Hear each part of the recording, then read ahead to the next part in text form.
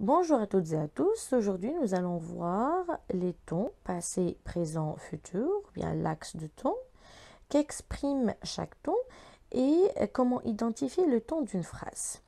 Mais tout d'abord, faisons une connaissance avec une nouvelle amie. La voilà, elle vous salue.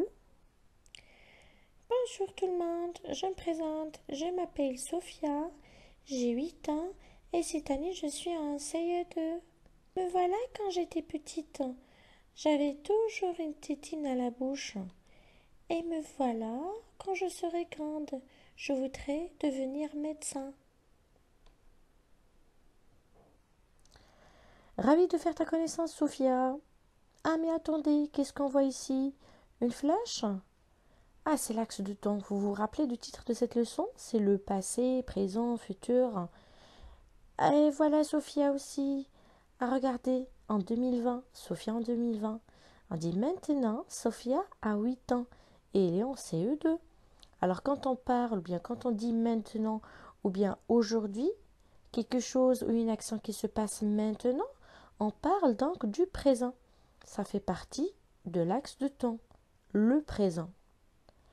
Et regardons à votre gauche, c'est Sophia maintenant? Non, c'est Sophia en 2012, quand elle était bébé, c'est-à-dire au passé. Donc quand on parle d'une action qui est passée et terminée, on parle alors du passé. Et regardez maintenant à votre droite, c'est toujours Sophia. Et est-ce qu'elle est maintenant? Est-ce qu'elle est comme ça? Elle est adulte? Non, pas du tout. C'est Sophia en 2038. Elle voudrait devenir médecin quand, quand elle sera grande, c'est-à-dire au futur. Donc c'est une action qui n'est pas encore arrivée. Retenez bien les enfants, c'était d'ailleurs le titre de cette leçon. Passé, présent et futur. On parle donc de l'axe du temps et dans cet ordre. Une phrase peut être au passé, qui est une action qui est déjà passée, qui est terminée, ou bien au présent, lorsqu'on parle d'une action bien de quelque chose qui se déroule maintenant, ou bien au futur, c'est une action qui n'est pas encore arrivée. Mais une question qui se pose, mais comment peut-on savoir le temps d'une phrase? Par exemple, si j'ai devant moi une phrase, et comment puis-je savoir, bien reconnaître si elle est au passé, au présent ou bien au futur? C'est ce qu'on va voir tout de suite. Nous allons lire ensemble. Vous avez aujourd'hui, Sophia fête son anniversaire. Cette phrase est-elle au passé, présent ou bien au futur? Regardez le mot aujourd'hui. Il nous indique le temps de cette phrase. Aujourd'hui, c'est-à-dire c'est une action qui se déroule aujourd'hui, maintenant, ou bien en ce moment. Donc, c'est un mot qui nous indique le présent. Ce mot, on l'appelle un indicateur de temps. Il nous indique le temps de cette phrase.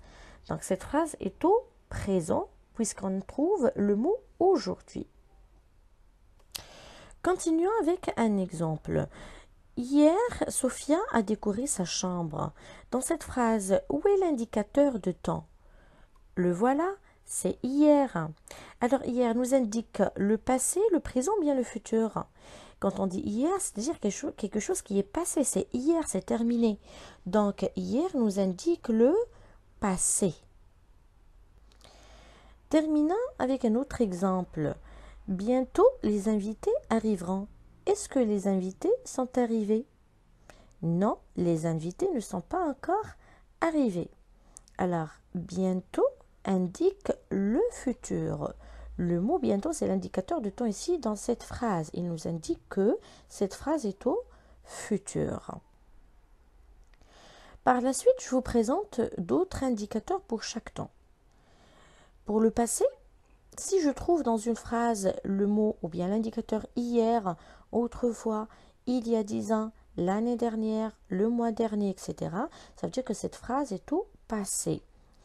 Pour le présent, si je trouve dans une phrase aujourd'hui, en ce moment, maintenant, tout de suite, là, etc., c'est-à-dire que le temps de cette phrase est le présent.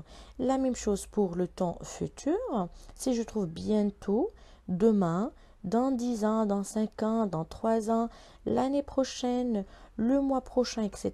C'est-à-dire que cette phrase est au futur. J'espère que vous avez bien retenu la leçon et à la prochaine. Merci.